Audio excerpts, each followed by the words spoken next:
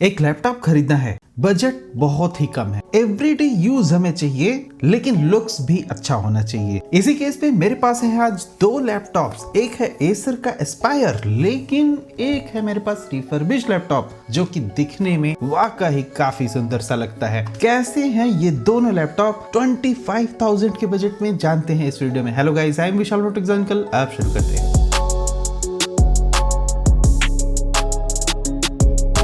Acer की तरफ से आने वाला ये लैपटॉप मैं काफी दिनों से टेस्ट करना चाहता था और ये काफी अच्छा सा एक 15 इंच का लैपटॉप है। ऊपर से दिखने वगैरह में बहुत अच्छा है, लेकिन इस वीडियो में मैं आपको इसकी पूरी परफॉर्मेंस टेस्ट वगैरह करके दिखाऊंगा और आपको बताऊंगा कि क्या ये वर्थ है या फिर नहीं है। लेकिन इसी के कंपैरिजन में हमें कुछ रिफर्बिश लैपटॉप भी मिलती हैं और ये डेल का लैपटॉप है। एक पुराना लैपटॉप भले है, लेकिन बिल्कुल न्यू जैसा है। न्यू जैसा जो एक कंपनी है, ये लोग पुरानी कॉर्पोरेट लैपटॉप्स को लेकर उसकी रिफर्बिशिंग करते हैं। मैं इनकी फैक्ट्री विजिट वगैरह भी करके आया था और वहां उस फैक्ट्री में जाकर मुझे पता चला कि यहाँ पर 32,000 प्लस तक की क्वालिटी टेस्ट वगैरह भी लैपटॉप की जाई जाती है। लेकिन मैं फिर भी न्यू जैसा के लैपटॉप्स वगैरह को टेस्ट करना चाहता था। जितने भी क्वालिटी टेस्ट वगैरह हो रहे हैं, क्या वो चीजें अच्छी हो रही या फिर नहीं, और साथ में प्रैक्टिकल यूजेस इनके लैपटॉप का कैसा रहता है। सबसे पहले बात करते हैं इन दोनों लैपटॉप में किसकी ज्यादा अच्छी बिल्ड क्वालिटी है।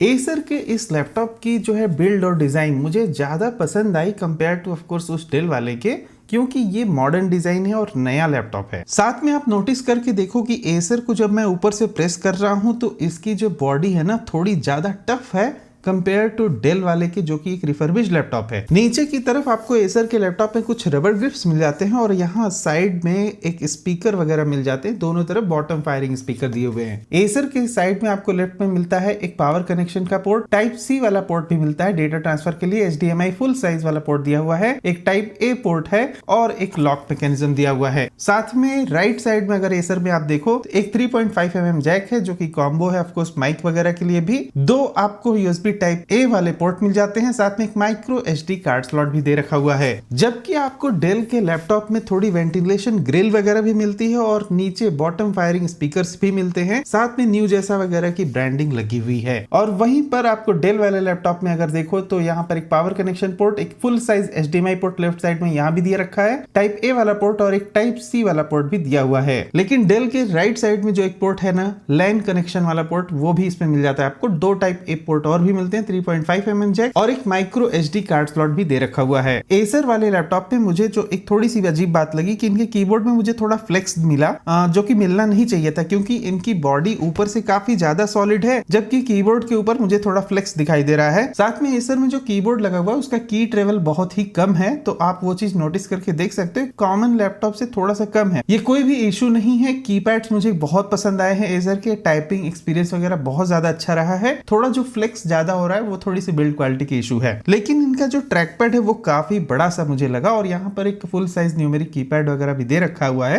तो अच्छी बात है। एक सबसे बड़ा जो हाईलाइट लगा कि मुझे इनका लैपटॉप का वेट काफी कम लगा। 15 इंच का होने के बावजूद भी एसर का ये लैपटॉप दिखने में और फील करने में मुझे काफी ज्यादा पसंद आया है। वैसे दोनों ही लैपटॉप का डिस्क्रिप्शन में लिंक दिया हुआ है, आप जाके वहां से इसकी रीसेंट प्राइस वगैरह भी चेक कर सकते हो। अब यहीं पर मैं आपको बताता हूं कि जो डेल का रिफर्बिश लैपटॉप है वो कैसा है न्यू जैसा की तरफ से। ऊपर की तरफ से ऑफ कोर्स थोड़े फ्लेक्स मिले, लेकिन जो कीबोर्ड का मुझे फ्लेक्स लगा वो बहुत ही ज्यादा सॉलिड सा मुझे लगा। डेल के लैपटॉप को देखकर मुझे काफी ज्यादा पसंद आता है। कैसे कॉर्पोरेट लैपटॉप होते हैं, इनका 180 डिग्री का हिंज वगैरह मैकेनिज्म भी है। हिंज का भी मैं क्वालिटी बताता हूँ अभी आपको। और इनका जो कीपैड है ना, वो मुझे काफी ज्यादा सही लगा इन कंपेयर टू एसर।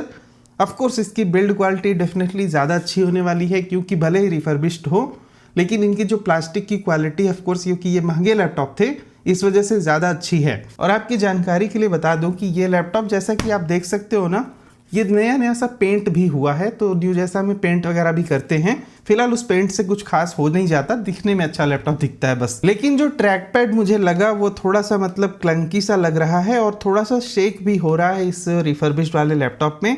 और इस साइज भी ना बहुत ही छोटा है ट्रैक पैड का कंपेयर टू एसर। और ऐसा इसलिए भी हो सकता है क्योंकि ये 14 इंच का लैपटॉप है। लेकिन बात यह है कि आजकल बहुत सारे और लैपटॉप होते हैं जो 14 इंच के होते हैं जिनमें बड़ा ट्रैक पैड भी मिलता है। इन दोनों ही लैपटॉप में डिस्प्ले क्वालिटी मुझे थोड़ी सी कंप्रोमाइज्ड लगी न्यू जैसा वाले लैपटॉप की। न्यू जैसा वाले लैपटॉप के डिस्प्ले की ब्राइटनेस मुझे इवन एवरेज भी नहीं लगा, बिलो एवरेज लगा, जो कि थोड़ा डिसअपॉइंटिंग की बात हो गई। वैसे न्यू जैसा में डिस्प्ले टेस्ट वगैरह भले ही होती है, लेकिन इस पार्टिकुलर लैपटॉप का डिस्प्ले थोड़ा सा कम अच्छा है इन माय ओपिनियन। वहीं अगर आप एसर का लैपटॉप का डिस्प्ले वगैरह देखो तो काफी ज्यादा शानदार सा दिखता है। एसर के लैपटॉप की हिंज क्वालिटी थोड़ी सी मुझे खराब लग रही थी। यहाँ पर इसमें वॉबलिंग भी ज़्यादा देखने को मिल रही है। हालांकि ये 180 डिग्री तक चला जाता है तो नो प्रॉब्लम एट ऑल, लेकिन डेल आप एक हाथ से ओपन कर सकते हो, ये भी 180 डिग्री तक जाता है, काफ़ी अच्छी बात है। और इसकी हिंज की क्वालिटी कंपेयर टू एसर मुझे ज़्यादा पसंद आई। उसके ही साथ आपको जानकारी बता दूं कि ये टच डिस्प्ले है, तो यहाँ पर आप टच वगैरह को इस्तेमाल कर सकते हो और टच में कोई भी इशू नहीं लग रहा था मुझे। हालांकि इसका डिस्प्ले ब्राइटनेस जैसा कि मैंने बताया काफ़ी कम है कंपेयर टू एसर। अब बात करते हैं यहाँ पर दोनों ही लैपटॉप के स्पेसिफिकेशन की, ताकि आपको एक आइडिया लग पाए जब मैं इसका कंपैरिजन शुरू करूँ। एसर एस्पायर 3 में जो सीपीयू लगा हुआ है एक इंटेल का सेलेरॉन N4500, जिसकी बेस स्पीड 1.1 गीगाहर्ट्ज होती है। बहुत ही ज़्यादा बेसिक प्रोसेसर इसमें मिलता है आपको, जिसमें सिर्फ 2 कोर होते हैं, तो ये एक डुअल कोर प्रोसेसर ही है और 4 MB की ही जो L3 कैश है वो दे रखी हुई है। यहाँ पर रैम 8 GB की लगी हुई है, वो भी 2933 मेगाहर्ट्ज तक की रैम लगी है, तो बहुत ज़्यादा फास्ट भी रैम नहीं है। यहाँ पर जो SSD लगी हुई है वो बीविन कंपनी का है और यहाँ पर अवेलेबल स्टोरेज 477 GB का आपको मिल जाता है। इसमें जो वाईफाई लगा हुआ है वो AC स्टैंडर्ड का ही है, तो वाईफाई 5 ही चल रहा है, वाईफाई 6 वगैरह यहाँ पर नहीं आया है। और साथ में जो GPU है इंटेल का इंटीग्रेटेड वाला ही है, शेयर्ड GPU आपको 3.9 GB का मिल जाता है। इससे पहले कि मैं आपको इस डेल लैपटॉप का स्पेसिफिकेशन बताऊं, यहाँ पर एक कॉमन इशू देख सकते हो आप, 100% डिस्क यूजेज आ रहा है, जिसकी वजह से लैपटॉप स्लो होते हैं, तो ये प्रॉब्लम इसमें आ रही है। इसमें जो प्रोसेसर लगा हुआ है वो है इंटेल का कोर i5 10th जनरेशन का है, 10310U। इसमें जो बेस क्लॉक स्पीड होती है 1.7 गीगाहर्ट्ज तक की होती है। यहाँ पर 4 कोर लगे हुए हैं और 8 थ्रेड्स है और 6 MB की कैश है। ऑन पेपर डेफिनेटली ये एसर से थोड़ा ज़्यादा स्पेसिफिकेशन आपको दे देगा, और प्लस ये लैपटॉप जैसा कि टच स्क्रीन वगैरह भी है।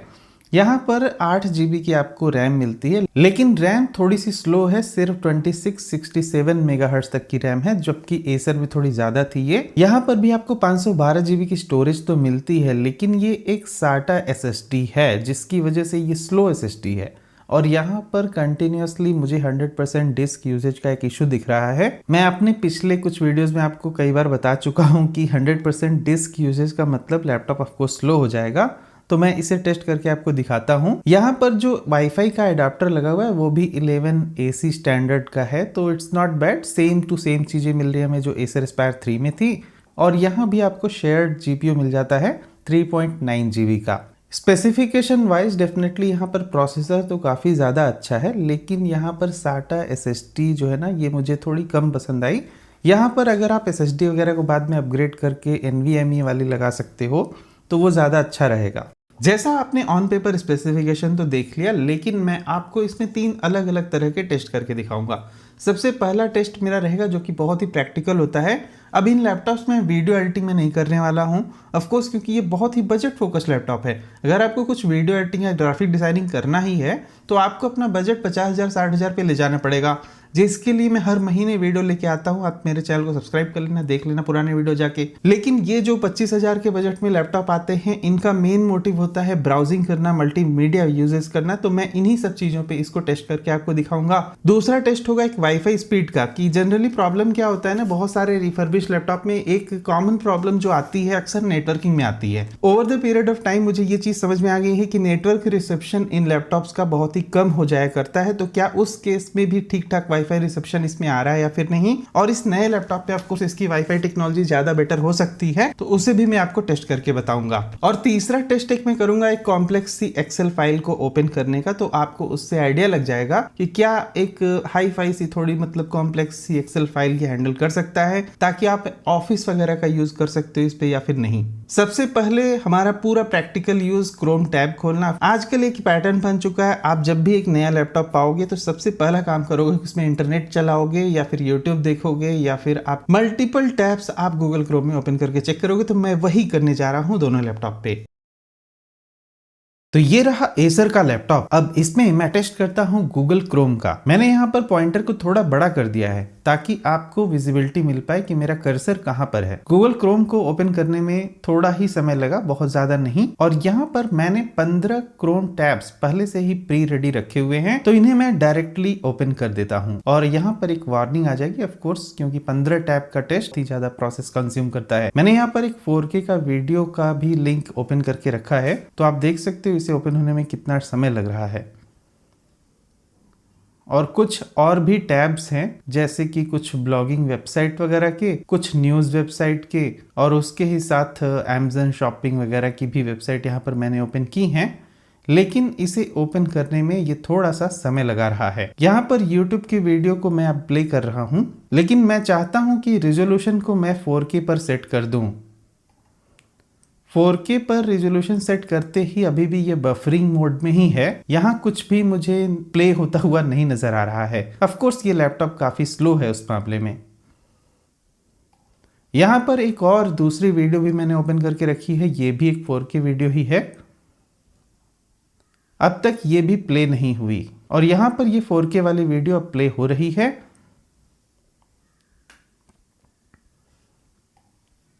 लेकिन सेकेंड टैब में अभी तक ये फिर से लोडिंग ही होने लगा। प्ले तो हो गया, अब इसे मैं 4K पे स्विच कर देता हूँ। 4K पर स्विच करते ही यहाँ पर फिर से बफरिंग स्टार्ट हो गई। दोनों में ही ये प्लेबल है, लेकिन थोड़ा सा डिले है। जैसे ही मैं आपको टैब स्विच करके दिखा रहा हूँ, आप देखो कि यहाँ पर थोड़ा सा डिले आ रहा है इस ब्राउज़र टैब को लोड करने में। अब इन दोनों वीडियो को मैं चलते हुए कुछ और टैब पे जैसे ही मूव करता हूँ, तो यहाँ थोड़ा सा मुझे लैग भी नज़र आ रहा है, लेकिन स्क्रॉलिंग वगैरह में कोई खास प्रॉब्लम्स नहीं है। ये वाला टैब अब तक लोड ही नहीं हुआ, एक मनी कंट्रोल की वेबसाइट ऑफ कोर्स, तो थोड़ा देर लगा इसे लोड होने में। और ये एक lifewire.com का जो है ब्लॉगिंग वेबसाइट है, काफ़ी लाइट वेट सी वेबसाइट है। ये बहुत ज़्यादा ऐसा कुछ प्रोसेसिंग नहीं कंज्यूम करता, लेकिन फिर भी आप देख सकते हो परफॉर्मेंस इसकी। स्क्रॉलिंग वगैरह में मुझे कोई दिक्कत नहीं लगी, किसी भी ब्राउज़र टैब में स्क्रॉलिंग वगैरह में दिक्कत नहीं आ रही है। लेकिन जैसे ही मैं टैब स्विच कर रहा हूँ, देखो ये थोड़ा सा यहाँ पर कर्सर का भी लैग आ रहा है। canva.com की भी वेबसाइट को मैंने ओपन करके रखा था। ऑफकोर्स थोड़ी सी जो है ज़्यादा रेंडरिंग वाली टाइप की वेबसाइट है ये। यहाँ पर ऑफकोर्स डिजाइन्स वगैरह बनाए जाते हैं, तो यहाँ रेंडर होता है कुछ भी पीछे बैकग्राउंड में। फिर भी इनकी वेबसाइट काफ़ी लाइट वेट है। फिलहाल ये सारे टैब्स अब तक लोड ही नहीं हुए, विच इज सरप्राइजिंग। अब मैं आपको दिखाता हूं कि अगर मान लो मैं 4-5 टैब यहां पर क्लोज कर देता हूं, जैसे कि यहां पीछे वाले मैंने 6 टैब करीब क्लोज कर दिए। अब बचे हैं यहां पर सिर्फ 9 टैब्स, लेकिन 4K वाली वीडियो अभी भी मतलब प्ले नहीं हुई। तो Acer Aspire 3 का कुछ ऐसा ही परफॉर्मेंस रहता है अगर आपको बहुत ज़्यादा ब्राउजिंग करनी है मल्टी टैब में। इस लैपटॉप में मुझे थोड़ी परफॉर्मेंस स्लो लग रही है। फिर से मैं गूगल क्रोम को ओपन कर रहा हूं, और अब मैं आपको दिखाऊंगा 1 बाय 1 कुछ भी ओपन करके कि कितना टाइम लग रहा है। गूगल क्रोम को ही ओपन होने में थोड़ा टाइम लग रहा है। ऑफ कोर्स इस बजट सेंट्रिक लैपटॉप में परफॉर्मेंस काफ़ी ज़्यादा स्लो होती है। जैसा कि आपने देखा कि गूगल क्रोम को मैंने अभी ओपन किया, लेकिन वो ओपन ही नहीं हो रहा, और यहाँ पर CPU परसेंटेज 96% जा रहा है, विच इज़ सरप्राइजिंग। मैं फिर से इसे ट्राई करता हूँ ओपन करने की, और अब जाके ये गूगल क्रोम ओपन हुआ। अब मैं दिखाता हूँ आपको, जैसे कि मैं नॉर्मल एक कोई भी वेब ब्राउजिंग करना है मुझे, मैंने एक वेबसाइट खोलना है इस तरह से, तो ठीक है। मतलब अगर आप ऐसे 1 बाय 1 करके कुछ ओपन कर रहे हो ना, तो इसमें मुझे कोई खास प्रॉब्लम नहीं नज़र आई। अब इसे अगर आप कंपेयर करने बैठोगे 60-70 हज़ार के लैपटॉप से, ऑफकोर्स ये उतना कैपेबल नहीं है। तो अगर आपको ऐसे कुछ बजट सेंट्रिक लैपटॉप ही चलाने हैं, तो इसमें आपको थोड़ा कंप्रोमाइज़ करके तो चलना पड़ता है, और वो तो एक फैक्ट है। जैसे मैं अब थर्ड टैब खोलने जा रहा हूं, तो यहाँ देखो यहाँ पर थोड़ी सी प्रॉब्लम है, लैग होना शुरू हो गया है। तो अगर आप ऐसे मॉडरेट सी यूजेस करके चल रहे हो ना, तो ठीक ठाक सा चलता है ये लैपटॉप, नॉट बैड। अमेज़न की भी वेबसाइट को मैंने ओपन किया तो ये लोड हो गई काफ़ी क्विकली। लेकिन जैसे ही आप 5-6 टैब से ऊपर जाने लगोगे ना इसमें, फिर वहाँ पर प्रॉब्लम्स चालू हो जाती हैं। ये चीज़ तो मैंने नोटिस की। इसको कई बार मैंने टेस्ट किया। ये pixel.com की वेबसाइट है, तो यहाँ पर देख सकते हो थोड़े फ़ोटोज़ वगैरह ज़्यादा होते हैं, तो यहाँ पर भी थोड़ा ब्राउजिंग करने में दिक्कत तो आ रही है। और फिर से मैं यूट्यूब पे गया तो ये वीडियो प्ले हो रही है, which is kind of good thing. तो इसकी लिमिट यही है कि आप 5-6 टैब ही ओपन करके अगर इसे चला रहे हो तो इट्स ऑल राइट। अब मैं आपको डेल का परफॉर्मेंस टेस्ट दिखाता हूँ। तो गूगल क्रोम को मैं ओपन करने जा रहा हूँ, आप इसका ओपनिंग टाइम देखना। ये मैंने इसे ओपन किया है और अब थोड़ा सा यहाँ पर टाइम लग रहा है। डेफिनेटली यहाँ पर थोड़ा टाइम लगने वाला है क्योंकि यहाँ पर 100% डिस्क यूजेज का एक इशू है इस लैपटॉप में। वैसे इस 100% डिस्क यूजेज को हम लोग कुछ तरह से ट्वीक करके एडजस्ट भी कर सकते हैं, लेकिन मैं वो करना नहीं चाहता हूँ ताकि आपको रियल परफॉर्मेंस टेस्ट यहाँ पर दिख जाए। यहाँ पर भी मैं डायरेक्टली पहले वही 15 टैब्स ओपन कर लेता हूँ, 15 टैब्स, यस। तो यहाँ पर एक्चुअली एक जो ज़्यादा इम्प्रूवमेंट मुझे लगा, ऐप्स को लॉन्च होने में भले ही टाइम लग रहा है, लेकिन आप देख सकते हो कि यहाँ पर मैं जल्दी जल्दी से टैब्स में स्विच कर पा रहा हूँ, इवन 15 टैब्स ओपन होने के बावजूद भी। फ्लिपकार्ट को लोड होने में थोड़ा सा टाइम लग गया। और यहाँ पर मैं ऐड को स्किप करता हूँ और इस वीडियो को अब स्विच कर देता हूँ 4K पर। तो वो ऑलरेडी 4K पे चल रहा है, which is good thing actually. और ये वाली वीडियो भी सेकेंड टैब पे चल रही है फुल HD पे, तो मैं इसे स्विच कर देता हूँ 4K पे। अब ये लैपटॉप थोड़ा सा यहाँ पर स्लगिश हो गया। आप कर्सर का मूवमेंट देख सकते हो कि ये थोड़ा सा अटक रहा था, तो मैं इसको 4K पे स्विच कर दिया। अभी कर्सर वगैरह तो नहीं अटक रहा है, लेकिन वीडियो ही नहीं लोड हो रही है। 15 टैब्स ओपन होने के बाद किसी भी ऐसे बजट लैपटॉप की थोड़ी सी हालत ख़राब होने लगती है। तो लेकिन फिर भी मुझे सरप्राइजिंग फैक्ट ये लगा कि उस नए लैपटॉप में थोड़ा सा कम अच्छा हो रहा था, इसमें हल्का सा वो डिफरेंस है। तो अगर आप ऐसे 15 टैब्स प्लस में ब्राउजिंग ना कर रहे हो तो ही अच्छा रहेगा इन सब लैपटॉप में। फिर भी यहाँ पर मैं टैब्स के बीच में इजीली स्विच तो कर पा रहा हूँ, और ये अभी पूरी तरह से हैंग सा हो चुका है थोड़ा सा। तो आप देख सकते हो कर्सर ना धीरे धीरे ऐसे, मतलब मुझे वो फील हो रहा है जनरली। सो काफ़ी देर के बाद क्लिक हो रहा है यहाँ पर। मैं फिर से ये वीडियो जहाँ चल रही थी इसमें जाता हूँ। वीडियो एक्चुअली चल रही है, which is like good thing. वैसे तो ये लैपटॉप हैंग हो रहा है, लेकिन वीडियो फिर भी अटक अटक के थोड़ी सी चल ही रही है। तो फिलहाल ये ऑलमोस्ट फ्रीज हो चुका है। ओके, मैं इसे क्लोज करता हूँ। ये पूरा का पूरा इशू आ रहा है 100% डिस्क यूजेज की वजह से। I know that. यहाँ पर एक स्लो SSD लगी हुई है, उसका ये रीज़न है एक्चुअली। स्लो SSD से एक्चुअली इशू क्या होता है जनरली ना, मतलब अचानक से कुछ आप करना शुरू करोगे वो अटक जाएगा, लेकिन इन फॉर्म जब सब चीज़ें चलने लग गई ना तो फिर ठीक से चलने लगती हैं। मैं इसे अभी क्लोज करता हूँ। क्लोज होने में कोई ख़ास टाइम नहीं लगा, और मैं आपको जल्दी से दिखाता हूँ इसका डिस्क यूजेज एक बार, क्योंकि परफॉर्मेंस में ये चीज़ काफ़ी ज़्यादा एनॉइंग हो जाती है कभी कभी। सो टास्क मैनेजर को ओपन करने में भी ये काफ़ी ज़्यादा समय लगा रहा है। और यहाँ पे आप देख सकते हो डिस्क लोड भले नहीं हुआ है, लेकिन हमें ग्राफ साफ साफ दिखाई दे रहा है कि 100% जा रही है चीज़। तो थोड़ा सा यहाँ पे इशू तो है। और जैसा कि ये लैपटॉप टच है तो मैं आपको टच करके दिखाता हूँ। टच रिस्पॉन्स में मुझे कोई ख़ास प्रॉब्लम्स नहीं लग रही थी यहाँ पर। मैं टास्क मैनेजर इस तरह से वो टच करके ओपन करने की कोशिश कर रहा हूँ। सो अगर मैं परफॉर्मेंस में जाऊँ और आपको डिस्क पे दिखाऊँ तो अभी फ़िलहाल सब कुछ साइलेंट है, तो इसलिए ये ठीक है।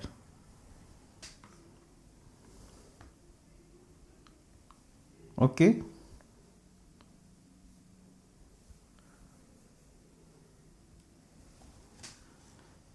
मैं फिर से गूगल क्रोम को ओपन करता हूँ। ओपनिंग टाइम में कुछ भी नहीं लगा, लेकिन अगर यहाँ पर आप 1 बाय 1 करके ऐसे ब्राउजिंग करोगे, जैसे कि मैं एसर में आपको करके दिखा रहा था, तो कोई खास प्रॉब्लम नहीं है। ये उस मामले में ज़्यादा स्मूथ है कंपेयर टू एसर। यहाँ पे भी अगर आप ऐसे सिर्फ 5-6 टैब खोलोगे ना तो चीज़ें काफ़ी ज़्यादा स्मूथ चलती हैं, जो कि अच्छी बात है। अब मैं आपको इस एसर एस्पायर 3 का स्पीड टेस्ट रिजल्ट करके दिखाता हूँ। उससे पहले मैं आपको बता देना चाहूँगा कि यहाँ पर मैं वाईफाई से कनेक्टेड हूँ। आप देख सकते हो कि प्रताप्स नेटवर्क, ये मेरे कनेक्शन का नाम है, और ये वाला जो स्पीड है ना मुझे जनरली मिलती है 400 Mbps अगर वाईफाई रिसेप्शन अच्छा हुआ। फिलहाल मैं अपने वाईफाई राउटर से 5 मीटर की दूरी पर हूँ, तो उस हिसाब से वाईफाई टेस्ट को यहाँ पर मैं जज करना चाहूँगा। मैं गूगल के इनबिल्ट स्पीड टेस्ट को करके दिखाऊंगा दोनों ही लैपटॉप में, ताकि आपको एक क्लियर आइडिया मिल पाए। रन स्पीड टेस्ट इन एसर एस्पायर 3, और यहाँ पर आप देख सकते हो कि अप टू लाइक 300 Mbps तक की स्पीड मिल जाती है इसमें, which is kind of good. और upload speed up to 100 Mbps तक मिल रही है, तो WiFi reception is really good in this laptop. Generally 5 metre की दूरी पर मेरे राउटर से अप टू 300-350 तक आता है अगर कुछ आईफोन या फिर एप्पल का डिवाइस है जिसमें नेटवर्क रिसेप्शन बहुत अच्छा होता है, लेकिन विंडोज़ लैपटॉप में जनरली हमें इतना ही मिलता है। मेरे और दूसरे विंडोज़ लैपटॉप में भी मुझे 250 से 300 Mbps तक की स्पीड मिलती है।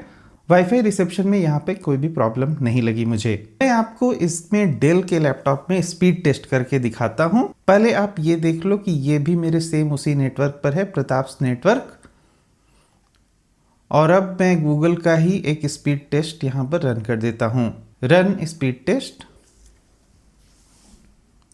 यहाँ पर मुझे थोड़ी कम स्पीड मिल रही है कंपेयर टू एसर। एसर का वाईफाई रिसेप्शन ज़्यादा था, यहाँ पर वो थोड़ा कम है। Upload speed up to 100 Mbps जा रही है, which is kind of okay. मैं टेस्ट अगेन पे क्लिक करता हूँ और फिर से देखता हूँ, तो जैसे कि आप देख सकते हो इसमें ना ऐसे 230-240 Mbps मैक्स आउट कर रहा जा रहा है यहाँ पर ये चीज़, और 100 Mbps अपलोड, दैट्स ओके। तो बार बार यही टेस्ट रिजल्ट्स मुझे मिल रहे थे इस लैपटॉप में। वाईफाई रिसेप्शन में भी कहूँ तो एसर के कंपैरिजन में ये थोड़ा डाउन है। एसर एस्पायर 3 में मैं ये जो कॉम्प्लेक्स सी एक्सेल फाइल है वो अब मैं ओपन करने वाला हूँ। एक्सेल फाइल को ओपन करने से पहले फाइल एक्सप्लोरर में ओपन कर रहा हूँ, तो इसमें थोड़ा सा मतलब समय लग रहा है, ऐसा नहीं कि बहुत ही इंस्टेंटली सारा काम हो जा रहा है। आप देख सकते हो अभी कोई ओपन हुआ तो ऑलमोस्ट 10 सेकेंड्स का डिले रहा यहाँ पर। डाउनलोड्स में मैं गया और ये रही मेरी कॉम्प्लेक्स एक्सेल फाइल। इसमें अप टू 10,000 रोज तक जो है भरी हुई है ये एक्सेल शीट। तो ऑफ कोर्स इसे ओपन होने में उतना टाइम नहीं लगा, मुझे लगा शायद काफ़ी ज़्यादा टाइम लगेगा, लेकिन ये इस चीज़ को अच्छे से हैंडल कर पा रहा है, नो डाउट। तो यहाँ पर 10 शीट्स दी हुई हैं, 1000 रोज तक फिल है, और यहाँ जैसे ही मेन डेटा पे मैं आपको दिखा दूँ कि ये पिवट टेबल को ऑर्गेनाइज करके अप टू 10,000 रोज तक मैनेज किया गया है। तो ये इस तरह की कुछ फाइल है। इसे मैं फिर से ओपन करके आपको दिखाता हूँ। तो मैंने फाइल एक्सप्लोरर को ओपन किया, फिर से यहाँ पर थोड़ा सा टाइम लग रहा है।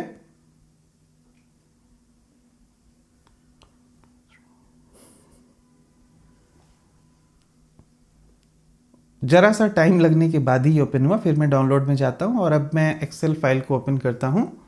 तो Excel file is opening quite quickly.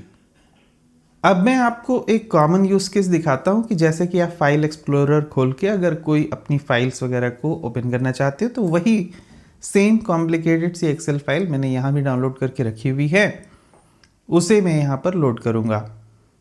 तो फाइल एक्सप्लोरर को ओपन होने में थोड़ा सा टाइम लगा यहाँ पर, कंपेयर टू एसर इसमें थोड़ा ज़्यादा टाइम लग रहा है। मैं डाउनलोड पे क्लिक किया और ये रही वो वाली फाइल। इस फाइल को ओपन करने में डेफिनेटली इस लैपटॉप में कहीं ज़्यादा समय लग रहा है कंपेयर टू एसर। ये अब तक ये फाइल ओपन नहीं हुई, जो कि काफ़ी अजीब बात है। मैं फिर से ओपन पे क्लिक कर दिया हूँ। ओके, अभी जाकर ये फाइल लोड हुई, तो काफ़ी टाइम लग गया एक्चुअली उसी फाइल को ओपन करने में। तो ऑफकोर्स ये कॉम्प्लेक्स फाइल है, इसीलिए मैं आपको दिखा भी रहा हूँ। लैपटॉप की प्रोसेसिंग को काफ़ी अच्छा होना पड़ेगा इस चीज़ों को ओपन करने के लिए।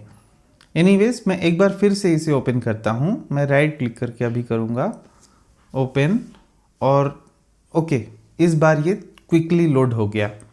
तो ठीक है, मुझे लग रहा है कि एसर के कंपैरिजन में थोड़ा ज़्यादा ही समय लग रहा है इसको ओपन करने में। और अब बात करते हैं फाइनल वर्डिक्ट की। क्या आपको इस छोटे से बजट में एक नया लैपटॉप खरीदना चाहिए या फिर न्यू जैसा मतलब रिफर्बिश्ड वाला लैपटॉप खरीदना चाहिए? चलो रिफर्बिश्ड में आप कोई भी और लैपटॉप खरीद भी सकते हो, लेकिन न्यू जैसा की तरफ से क्योंकि हमें 1 साल की वारंटी मिलती है तो थोड़ा यहाँ से हमें ट्रस्ट बनता है। अब प्रॉब्लम क्या है कि इस पर्टिकुलर लैपटॉप को जो मैंने टेस्ट किया है ऑलमोस्ट परफॉर्मेंस में देखा कि सिमिलर सी बात है एक नए लैपटॉप के इक्विवेलेंट, और प्लस आपको डिस्प्ले भी थोड़ा कंप्रोमाइज सा मिल रहा है। तो अब चॉइस आपकी हो सकती है कि क्या आपको डेल जैसे ब्रांड पे ज्यादा रिलायबिलिटी हो या फिर आपको एसर पे जाना है। तो इसलिए मैं इसे टेस्ट कर रहा हूं, क्योंकि अक्सर होता क्या है जो भी रिफर्बिश्ड लैपटॉप होते हैं वो ज्यादातर कॉर्पोरेट लैपटॉप होते हैं और वो एक अच्छे ब्रांड की तरफ से होते हैं। जैसे कि एसर की तरफ से कोई आपको कॉर्पोरेट लैपटॉप देखने को उतने ज्यादा नहीं मिलेंगे, जबकि ये जो डेल वगैरह के लैपटॉप होते हैं ऑफ कोर्स कॉर्पोरेट यूजर्स के लिए बनते हैं कि मदरबोर्ड थोड़ी ज्यादा अच्छी होती है, सर्किट मैकेनिज्म थोड़ा अंदर का ज्यादा अच्छा होता है। बस प्रॉब्लम इतनी सी है कि ये थोड़े पुराने लैपटॉप है जिनको फिर से टेस्ट वगैरह किया गया है, पूरी तरह से कंपोनेंट्स को डिसअसेंबल करके फिर से असेंबल किया गया है, और जो पार्ट्स खराब हुए उन्हें बदला भी गया है, प्लस पेंट किया गया है, काफी चीजें की गई हैं। तो उन सब केसेस में मेरा रिकमेंडेशन अगर आप पूछो तो मैं फिर भी इस वाले वीडियो के कंपैरिजन में एसर को ज्यादा प्रेफरेंस देना चाहूंगा। लेकिन अगर आपको डेल जैसे ब्रांड पे ही जाना है और आपको इस नए ब्रांड पे उतना भरोसा ना हो एसर की तरफ से, तो एक रिफर्बिश्ड वाला ऑप्शन आपके पास है। ऑफ कोर्स आप लिंक वीडियो के डिस्क्रिप्शन में मिल जाएगा, वहां जाके आप चेक कर लेना। लेकिन आपको अगर मान लो थोड़े और पैसे बचाने हैं, 20,000 के अंदर में एक लैपटॉप खरीदना है जो कि काफी अच्छा हो, रिफर्बिश में ही चलेगा, तो पिछला एक वीडियो मैंने बनाया था ना, वो वाला जाके चेक करना। न्यू जैसा की तरफ से वो पर्टिकुलर लैपटॉप मुझे बहुत पसंद आया था। डेल का ये लैपटॉप मुझे थोड़ा कम पसंद आया इस वीडियो में, तो इसलिए मैं आपको वही ट्रांसपेरेंट ओपिनियन अपना बता दे रहा हूं। फिलहाल मिलते हैं अगले वीडियो में कुछ और वही टॉपिक के साथ। तब तक good bye, thank you for watching, will see you again there.